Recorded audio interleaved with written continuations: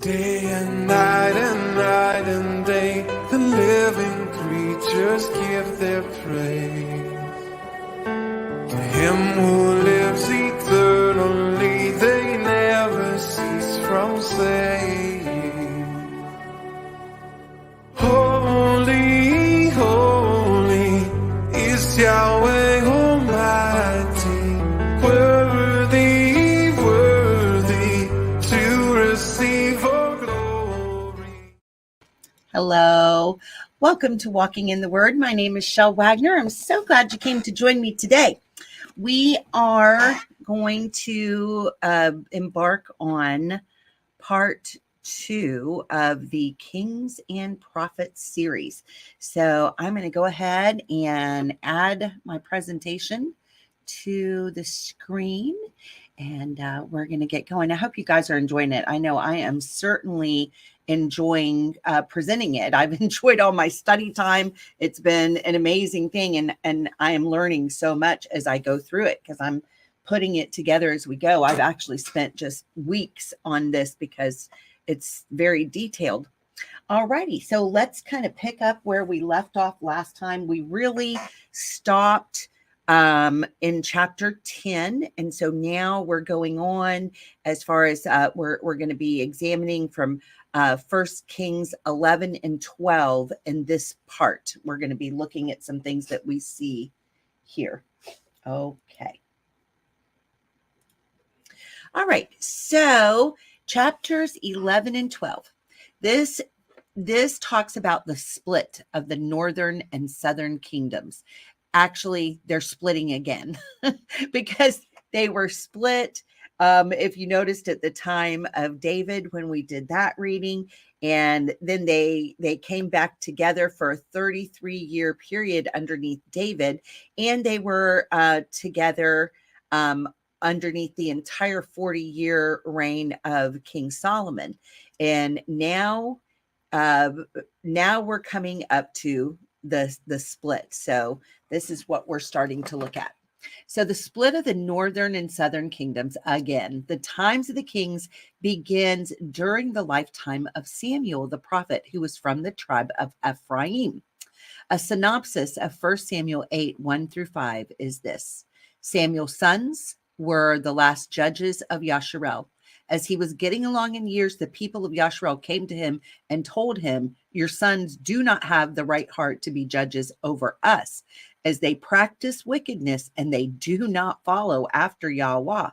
Therefore, we would like to have a king so that we can be like the other nations. This led to the first king of Yasharel, King Shaul of the tribe of Benjamin. After Shaul, David from the tribe of Yehudah reigned, and then his son Solomon took the throne.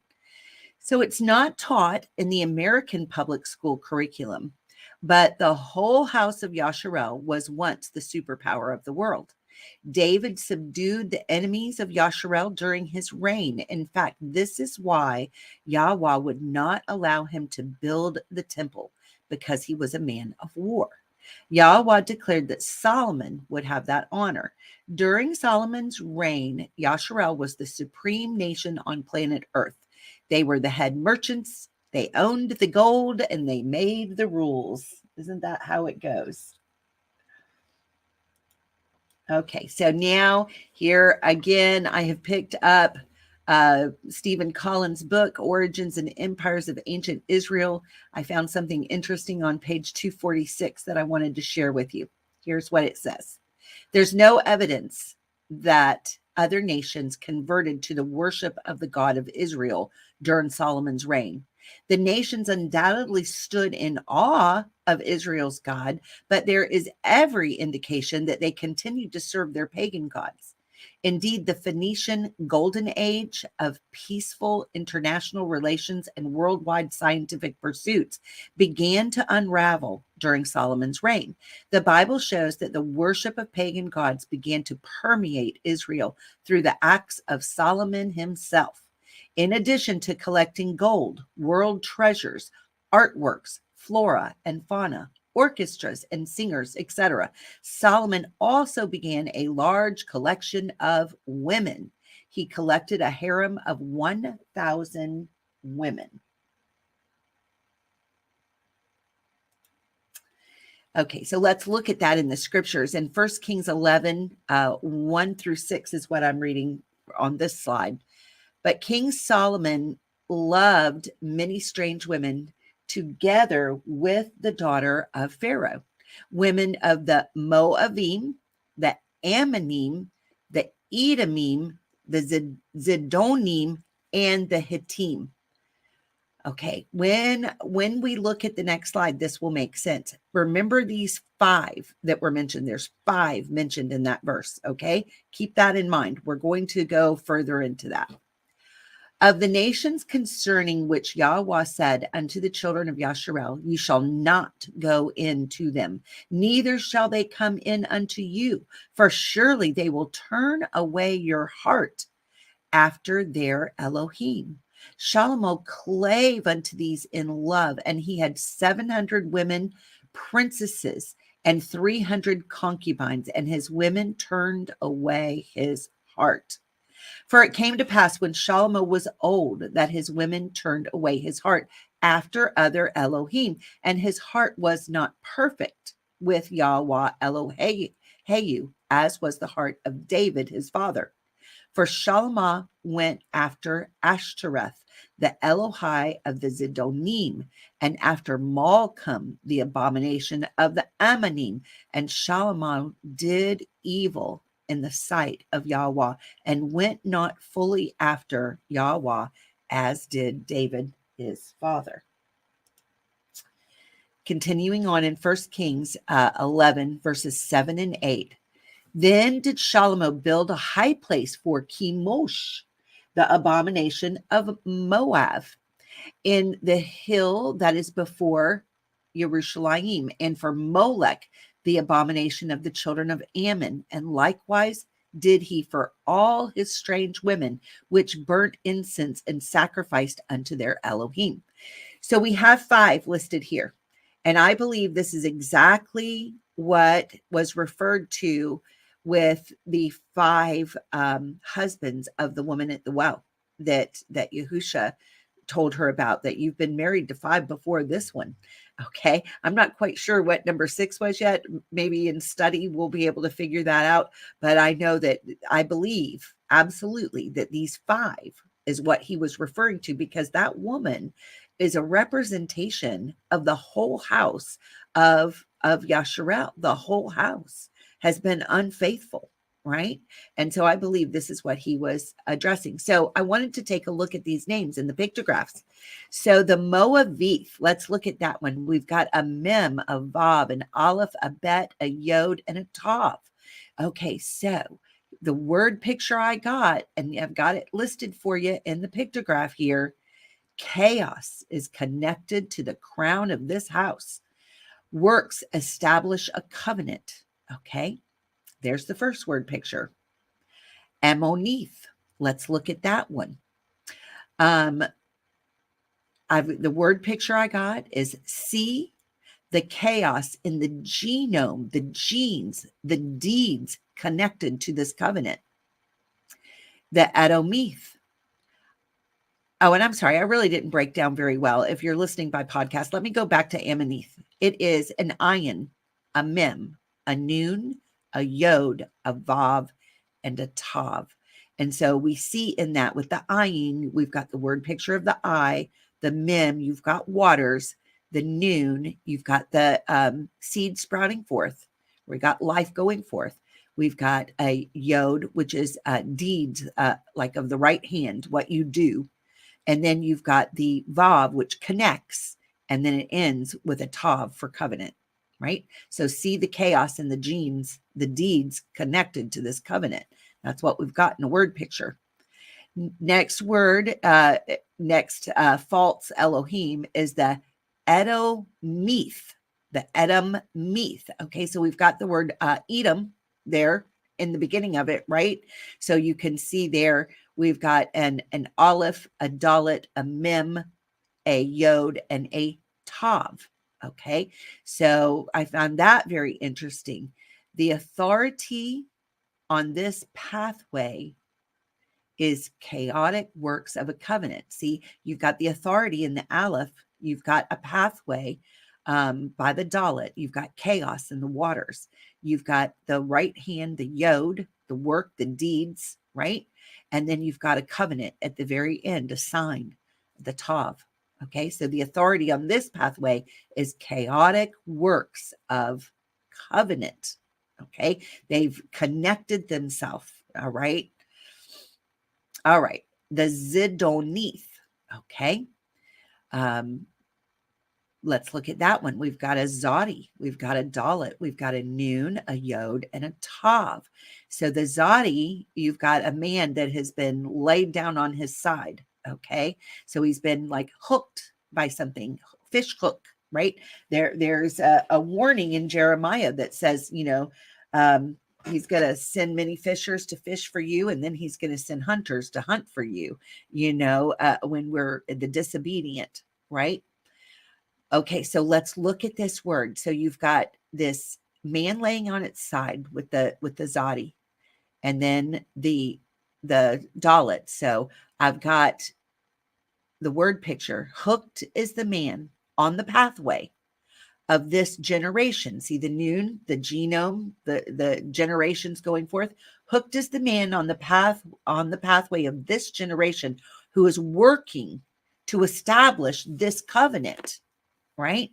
Because look at how every single one of them has to do with coming into covenant, right? Not a covenant that you want to be in, not Yah's covenant, but a covenant with a false Elohim. Okay. Now let's look at the Hittith, right?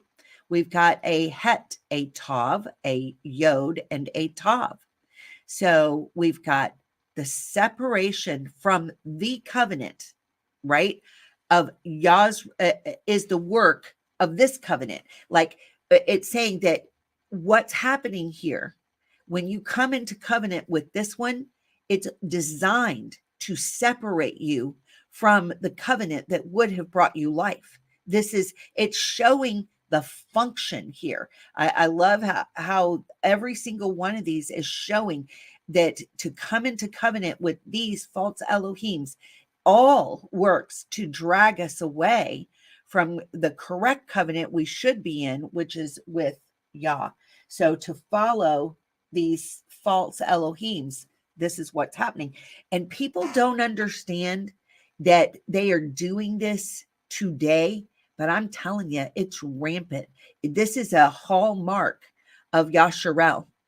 Okay, of the house of Ephraim, which is really, we're going to do some more teaching on this, but you'll understand this is what really the believers, most of the believers in the church system, this is what we've inherited, lies. Okay. All right. So I did a in-depth video on this explaining these 5 husbands of the woman at the well. And if you look for it by date, it's on our Heart of the Tribe YouTube, Brighteon, Rumble, podcast, but it would all be available there, and it's underneath the date March 17th of 2022. So if you just look for that date with a Heart of the Tribe teaching, you'll see that's the one explaining the five husbands of the woman at the well. Okay, so I went in depth there. All right, so continuing on with this study, and in that video I show the modern day links of how we're doing this today, of why we are still, as the house of Yasharel, most of us are still in covenant with these 5 false Elohims as the husbands. Okay. 1 Kings 11:9 through 11 says, and Yahuah was angry with Shalomah because his heart was turned from Yahuah Elohai of Yasharel, which had appeared unto him twice, right? He'd had a face-to-face encounter with Yah, not once, twice. All right, verse 10, and had commanded him concerning this thing that he should not go after other Elohim, but he did not guard that which Yahuah commanded. All right, he did not guard it. I have to write myself a note. I just thought of something. Okay. All righty.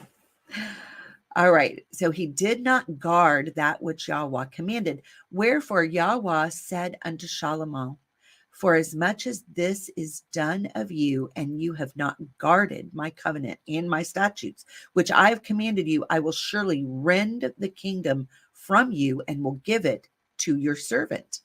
Okay. So this is what happens.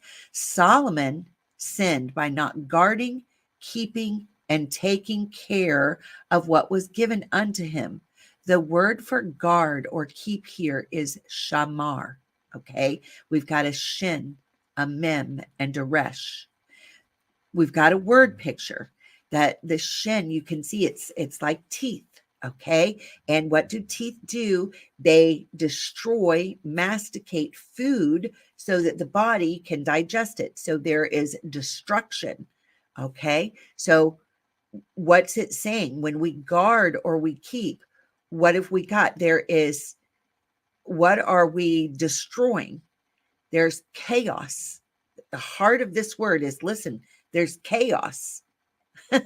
And that's the waters, right? The chaotic waters. They go up, they go down, they go here, they go there. They follow the path of least resistance, okay? And sometimes they can bring huge destruction. Sometimes they bring refreshment, but it's chaotic.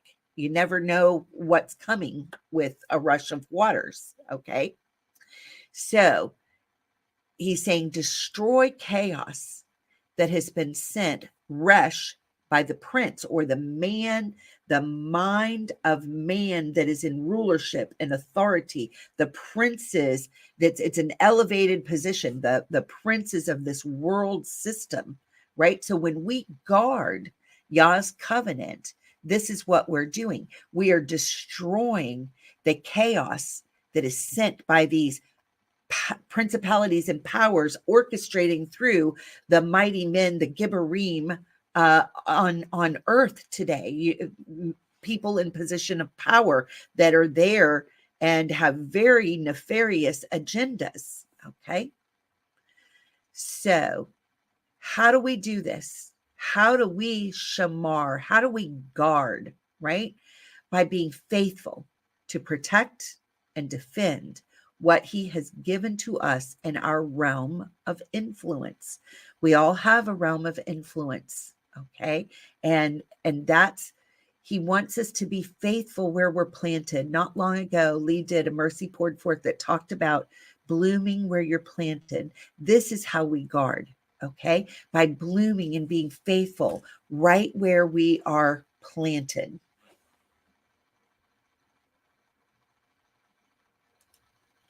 All right. In 1 Kings 11, 12, and 13, it says, notwithstanding in your days, I will not do it for David your father's sake, but I will rend it out of the hand of your son. Howbeit, I will not rend away all the kingdom, but will give one tribe to your son for David my servant's sake, and for Yerushalayim's sake, which I have chosen. Okay, so what he's saying here, he's giving them Benjamin and Yehuda, right? For David's sake and for Yerushalayim's sake. He's giving them, so this is the southern kingdom, okay? Made up of Benjamin and Yehuda. Now, the Levites, of course, had no land grants. So some Levites were going to stay in the territories they were already living which would be in the other 10 tribe territories, and some were going to stay in their territories of Benjamin and Yehuda. Okay. And remember, Benjamin was not much of a tribe by then because they had pretty much been wiped out during what happened in Judges chapter 20, 19 and 20. We see like the destruction just about that horrible story of what happened and how they had embraced and become sons of Belial, and Yah allowed great judgment and destruction to come to that tribe. So they were a very little Benjamin was a very good description for them. All right. So let's see what's happening. Solomon's son Rehoboam was the next king to ascend the throne. Jeroboam, who had been head over the working class, who constructed the temple during King Solomon's reign, was from the tribe of Ephraim. He came to Rehoboam and requested on behalf of the people that the extreme tax burden placed upon the people be reduced now that the temple was constructed. Rehoboam consulted with the elders who had been advisors to his father, and they counseled him that the right thing to do in this situation would be to reduce the taxes and give the people the relief they were requesting. Rehoboam wasn't sure that was the advice he wanted to hear, so he called together a much younger council to ask what their advice would be. The council of his peers,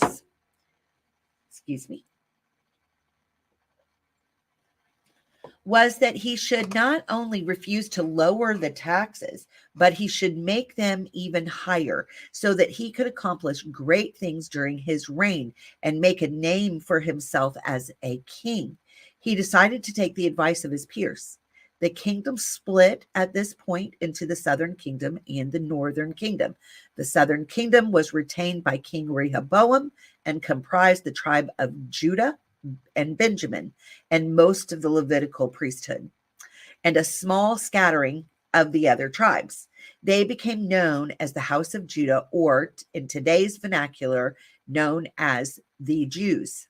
Okay, really, if they had made an accurate description for the, to encompass the land that is now called Israel, that became a modern day state again in 1948, which is a total miracle. A more accurate name might have been Judea or Yehuda, right? Because that's what it was, and that's who ended up retaining that land. The northern kingdom wasn't a part of that, and that the house of Israel is what the northern kingdom is named as, and they weren't in that particular land. So, but there is the promise that all 12 tribes will be regathered into that land, and I am looking forward for that point where we are one people serving one Savior, and it will happen. All right. The northern kingdom was comprised of the other tribes: Reuben, Simeon, some of the Levites, Dan, Naphtali, Gad, Asher, Issachar, Zebulun, Manasseh, and Ephraim. Manasseh and Ephraim are the two sons of Joseph, which comprised his double portion inheritance given to him in Genesis 49. The blessing of the firstborn had been given to Joseph and passed to his son Ephraim, as explained in Genesis 48. So these tribes became known as the northern kingdom, the house of Joseph, the house of Ephraim, of Israel, or Yasharel. I did a video about this called 153 Fish and John chapter 21 to explain this in detail. So if you want more detail, go watch that one. We did a replay of it not long ago, so it should be fairly easy to find. So thinking about this, the fact that the blessing of the firstborn was given to Ephraim, all right, that's never been undone. They still have the blessing of the firstborn, right? And they are alive and well on planet Earth. They have not been obliterated into the annals of history. They were cursed with a curse, and you'll see this when we look at the book of Hosea, which we'll be looking at. But what they were cursed with was that because of their disobedience and their idolatry, that they were going to be so scattered into the nations that they themselves would forget who they are. But Yah is reminding us of who we are. And that is amazing, whether by blood or by faith, children, sons and daughters of Father Abraham. Okay. All right, let's keep looking in 1 Kings chapter 12, starting in verse 29 and reading down through starting in verse 25, reading through 29. We see this. Then Yorav, okay, so I'm reading out of the Sefer. So in the Sefer, translation, they restore as much of the Hebrew as any translation I've ever seen. And that's one of the things that makes me really love that translation. Okay. But who we're talking about is Jeroboam. Okay. Just in case you're more familiar with things like King James or American Standard Version, this is how it was. In history, we know that the J wasn't even in use as a letter. So that always trips me up when I see J's being used in the scriptures, because they weren't part of it wasn't a letter. So anyway, that's why I use a lot of that, and you'll hear me really kind of stress that. It's just because I love to study language, and once I see something, I can't unsee it. That's just how truth works. If you're going along and you learn something and you're an avid learner, well, once you learn it, you can't unsee it, even if it's uncomfortable with everything you've ever known in the past. Once you see something for the truth that it is, you can't pretend you didn't see it, right? And so I've seen this even with the J. So it's hard for me to put these J's when I'm reading scripture, right? All right, but they are talking about Jeroboam. Then Yoravam built Shechem and Mount Ephraim, and dwelt therein, and went out from thence, and built Penuel. Okay, what is that? That's like if you break it down, it's a place of face to face with El. That's where Yaakov wrestled with the angel, right? Okay. And Yoravam said in his heart, now shall the kingdom return to the house of David.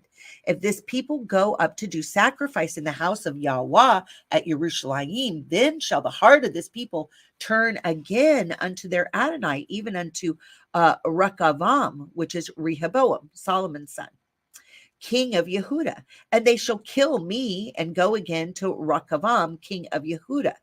Whereupon the king took counsel and made 2 calves of gold, and said unto them, it's too much for you to go up to Jerusalem. Behold your Elohim, O Yasharel, which brought you up out of the land of Mitzrayim. And he set one in Bethel, and the other he put in Dan. This here, Yah gives him a personal word by the prophet that he's rending the house from Solomon and is going to put it into his hand. He was a captain of Solomon's army, right? And so, he's given this word, but then he's so worried about keeping it that he doesn't trust Yah at all. He's worried that the people are going to go to Jerusalem, to the temple, and worship Yah at the 3 appointed feast dates. So what does he do? He grabs onto these false idols that they had picked up out of Egypt and all the other pagan places where they had been, and he sets them up. 2 very convenient, one in this part of the territory, one in this part of the territory. Look, you don't have to travel all the way to Jerusalem. Just come worship at these golden calves. They're really who brought you out of Egypt, So, and this is who you should come during the feast dates of Yahuah, and let's worship these bulls instead. This is just as good as going and worshiping Yahuah at the temple. This is what he did. I mean, absolute apostasy for a leader to act. This is a wicked servant, is what this is. And I'm going to be really talking about that we're going to dig in a little bit soon here to wicked servants in the house of Yahuah. All right, because that's what we're dealing with. All right, so let's look at this. Who was this that he set up? This is known as Apis, the bull god, little g, okay? aka also known as Baal and Molech. This particular apparition, abomination, came to the streets of New York and sits in front of Wall Street. And this began in 1989. So this is in our very recent history. You can see this is popping up all over the place now. The Commonwealth Games this last summer of 2022. What they did with the ceremony of that bull, that was Baal worship, is exactly what that was. They were worshiping, they were bowing down to it. It is manifesting huge in our day today, and has been. It's becoming more and more in your face every time you look. Okay, so what is this thing that's being put up for us as what the enemy would like for people to be bowing down to? Baal El, it means Lord El. Okay, this is why you don't hear me, like when I'm reading the New Living Translation or other translations and I see Lord, I know anybody can call something Lord, right? It's El, right? Baal El, Lord El. Baal means Lord. Okay, it's a title. And I don't want people to get confused. If I'm talking to you about the Lord, I want you to be very clear who I'm talking about. And it's not Baal. That is not who I serve, right? I serve Yahuah, the maker of heaven and earth. And so I'm very clear about that. And that's why you hear me really stress the name, because I don't want anybody to be confused about who I am lifting up and exalting. It is Yahuah. Okay. Baal El, Lord El, protector of the universe, is the leading deity and is frequently only referred to as Baal or Lord. He is the god, little g, most actively worshipped in Canaan and Phoenicia. He is the storm god, source of rainstorms, but also the spring mist and summer dew. Okay, that's why you see it at all these, the spring equinox, the summer, the summer solstice, the winter solstice, the fall equinox. You see this come up. There's very specific points, and it all revolves around the sun, right? A creation of the Most High. They are worshiping the creation, not the creator. Okay. All right. So he's considered responsible for the growth of vegetation and for the maintenance of life. However, he is not a crop or vegetation god. He is considered a forceful god and frequently shown striding forth, carrying a mace and spear or a lightning bolt, and sometimes transforms himself into a bull. You will see this in the Nation of a Crane with the trident, the three-pronged trident being held up by Zeus. These are all representations of things that are associated with him. Okay. He was the son of Dagon. He embodies royal power, but could be influenced by evil. Oh, yeah, evil through and through. He continually fights for order versus chaos against the god Yam, the chaos monster of the sea, and life versus death against the god Mot, the god of drought, blight, sterility, and decay. He is also called Rider of the Clouds, Master of the Earth, and Thunderer. Okay. Baal El resides on Mount Zaphon, north of Ugarit. The Greeks considered Baal to be Zeus, and the Egyptians Osiris or Amun. The Hebrews consider Baal as the chief god of the Canaanites. However, it is not clear if Baal is actually a specific, and that should be a little g, a specific god, or just an abbreviated form of a more complete name, as Baal translates as Lord and could be used in front of the names of kings as well as of gods, and therefore maybe should always be followed with the specific Lord, i.e., Baal El, protector of the universe. Baal Melkort, which would be Lord of Tyre. Baal Shamin, Lord of Heaven. Baal Rose, Lord of Promontory. Baal Marab, Lord of Healing. Baal Lebanon, Lord of Mount Lebanon, etc. Or if these various specific lords are different personifications of the same God, little g, Baal. It should be noted that Jews refer to God in the Hebrew Bible as Elo, Eloheinu, or Elohim. These are all considered forms of El.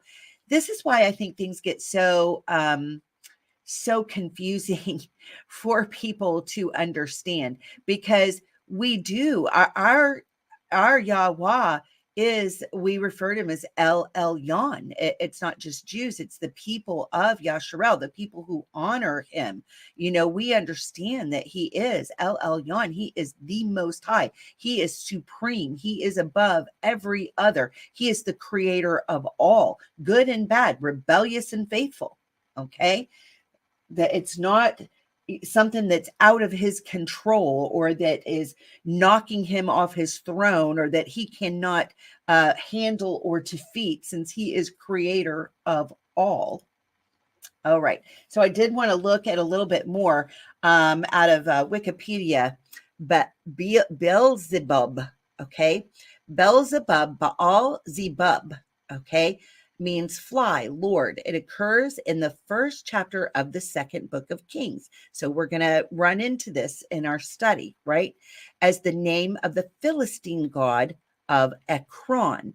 In it, Ahaziah, king of Israel, is said to have consulted the priest of Baal-zebub as to whether he would survive the injuries from his most recent fall. Now, this is Ahab's son.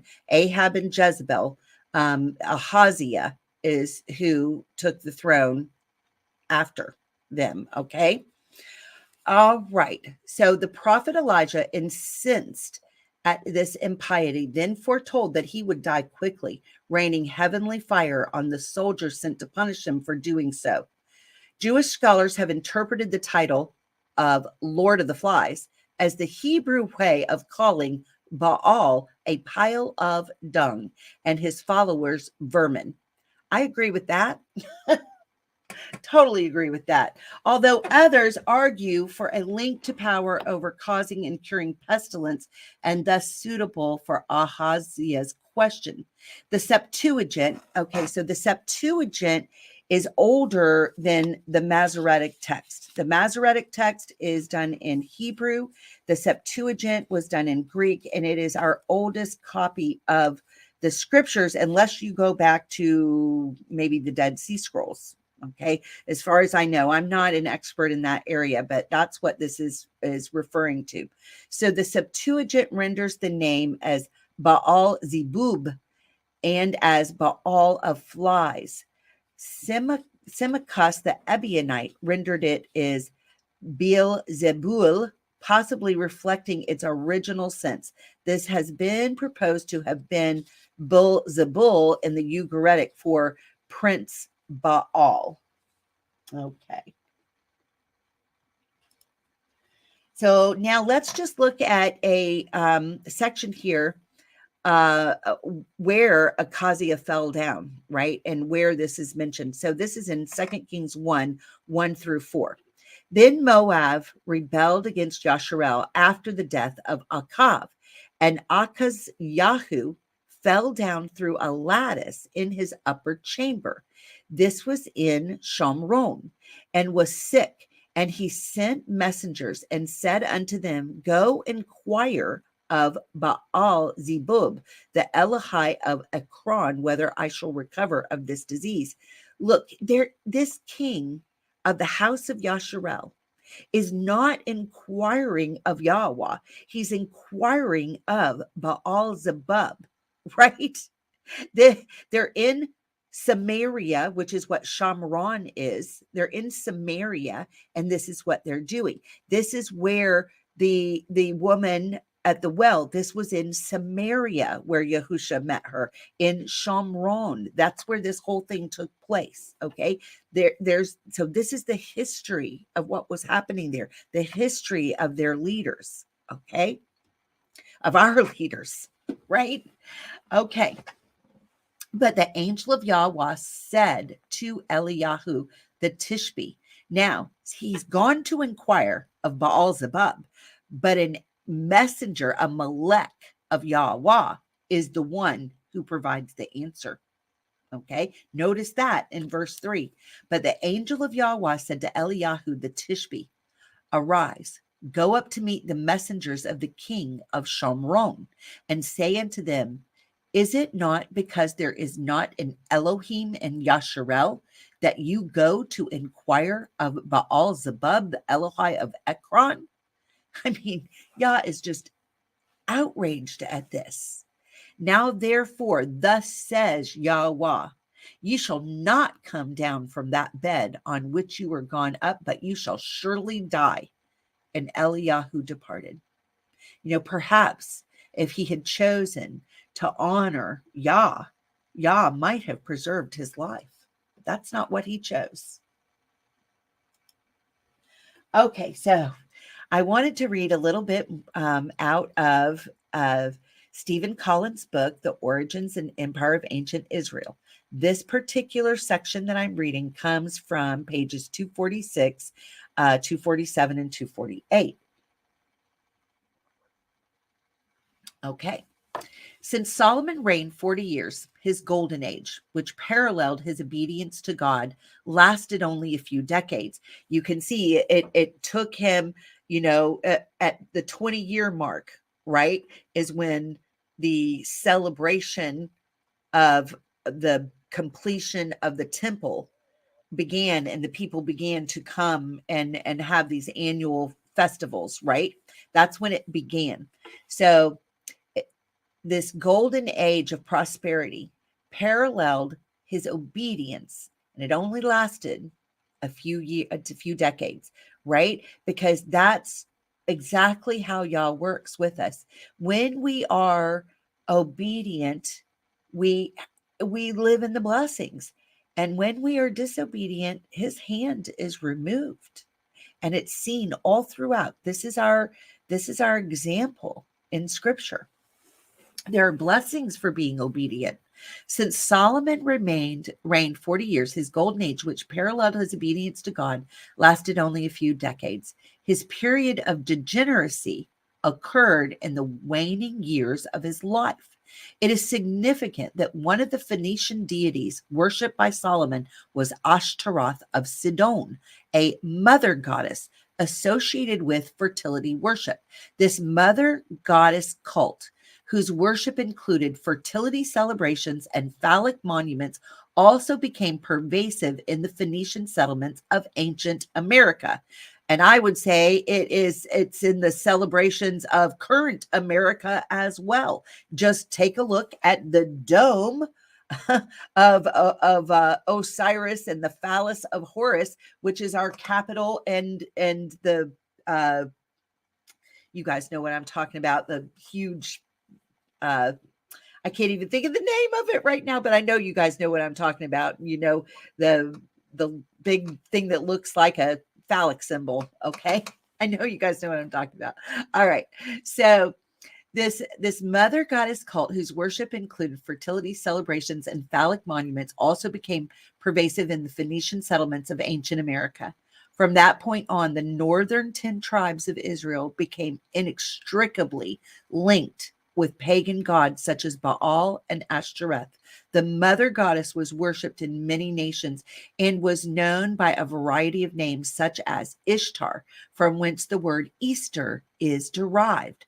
Ashtoreth was her Sidonian name.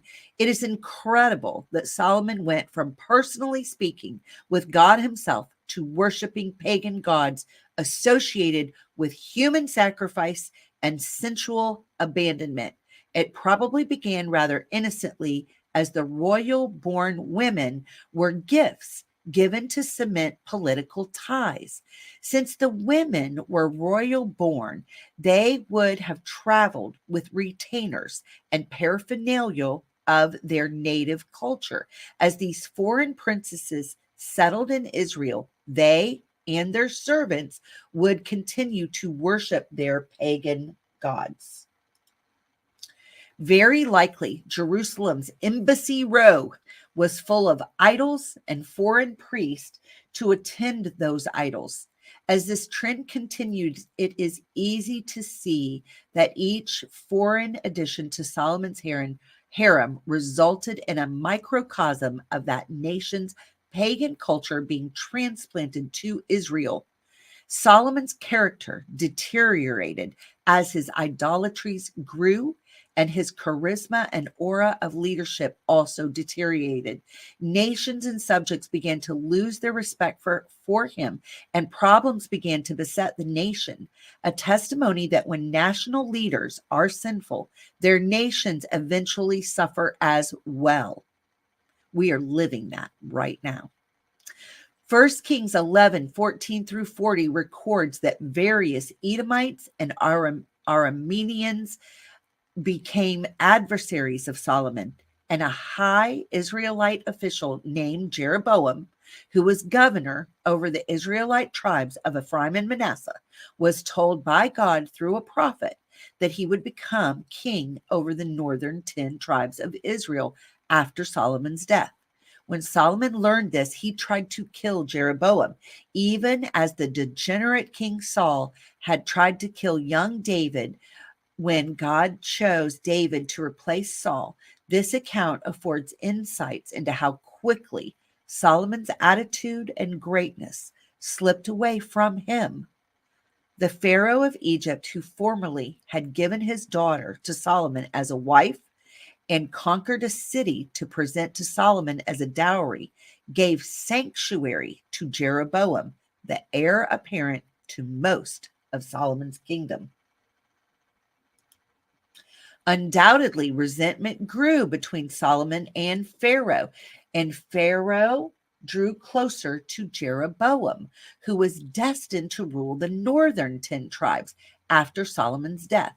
This would soon result in Jeroboam's Israel remaining allied with Egypt and the Phoenician city-states, while the smaller kingdom of Judah, ruled by Solomon's son, would become the odd man out. At this juncture, the account of Solomon's rule draws to an end. What began so impressively ended ignominiously. I can't say that word. Solomon even exhibited a suicidal attitude in his final years. Now, we're going to be covering the book of Ecclesiastes, which I believe was written at this period of apostasy in Solomon's life. And you can see what's happened with his attitude, where it's gone from praise to hopeless, right? Let's look at just this one part in Ecclesiastes 2, verses 12-17. Here's what it says. And I turned myself to behold wisdom and madness and folly. For what can the man do that comes after the king? Even that which has been already done? Then I saw that wisdom excels folly as far as light excels darkness. The wise man's eyes are in his head, but the fool walks in darkness. And I myself perceived also that one event happens to them all. Then said I in my heart, as it happens to the fool, so it happens even to me. And why was I then more wise?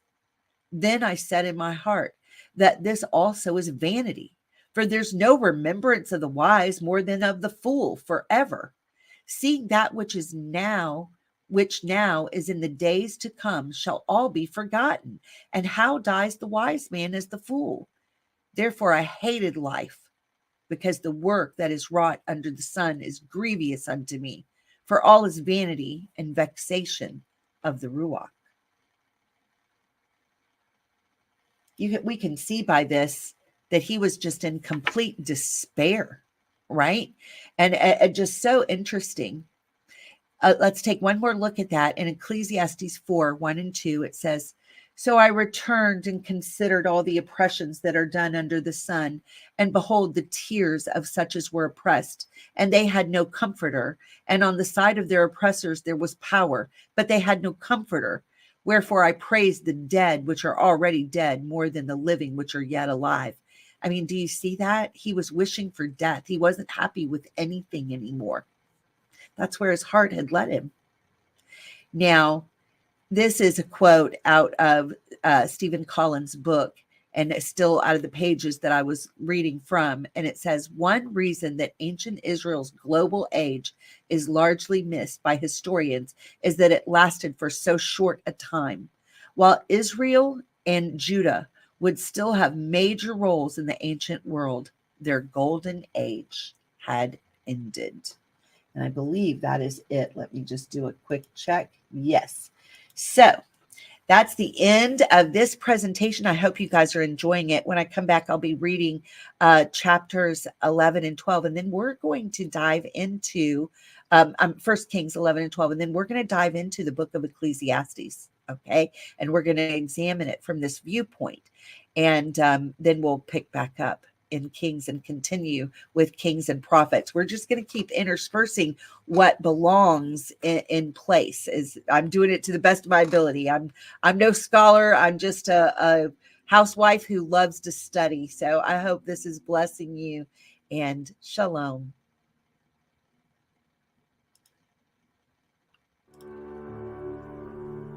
Day and night and day, the living creatures give their praise to Him who lives eternally. They never cease from saying,